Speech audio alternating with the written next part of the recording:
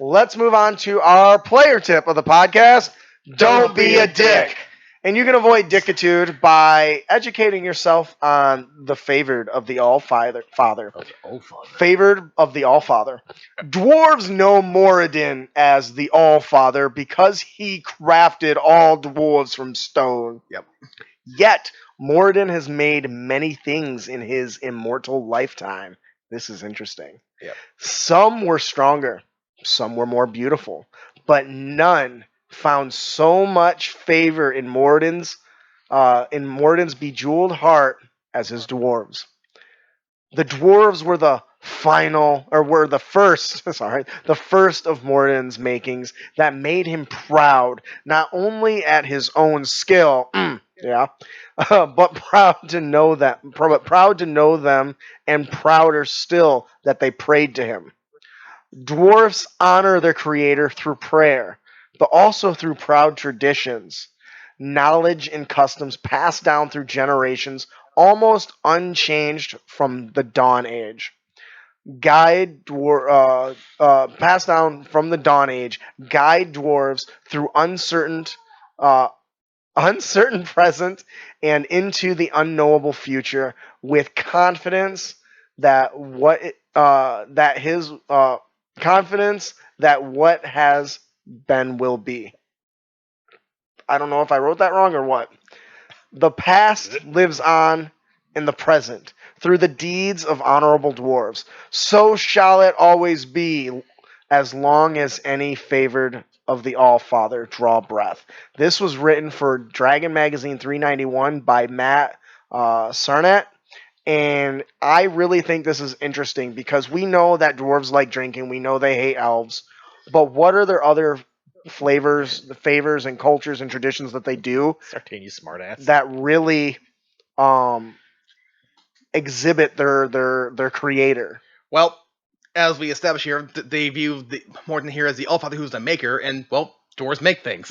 Yes. And apparently Sartrein wants to know, wait, dwarves are crafted from stone. Can you use stone shape on them? No. They started off that way. They don't stay that way. No. What about you? What do you think about this?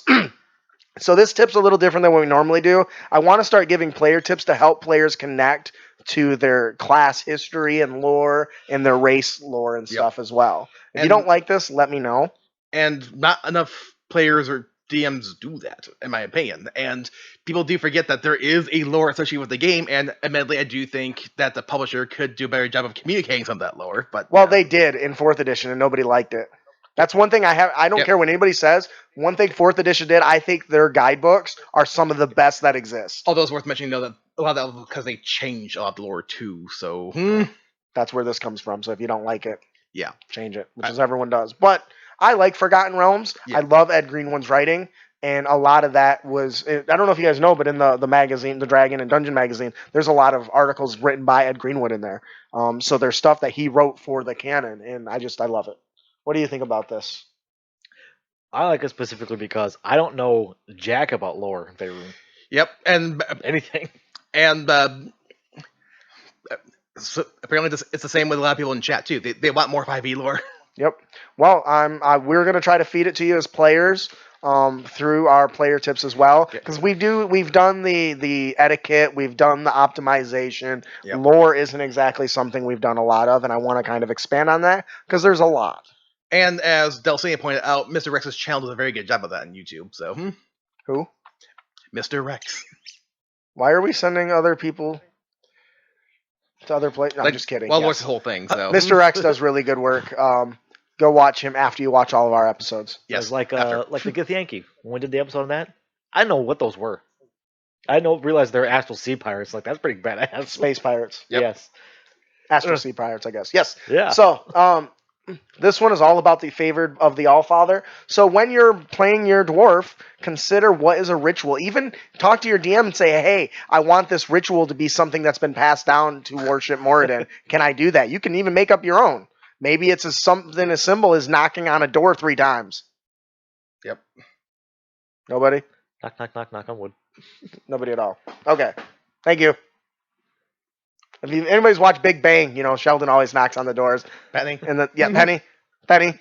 Penny. Anyways, so coming up with something like that's really cool. I can do this before he starts working on something, pounding on a hammer. Morden. All right. That'll do it for our player tip of the podcast. Don't be a dick. And you can avoid dickitude by remembering the favorite of the All-Father. So, as always... I'm not picturing George Smith. I think he swings a hammer. More than.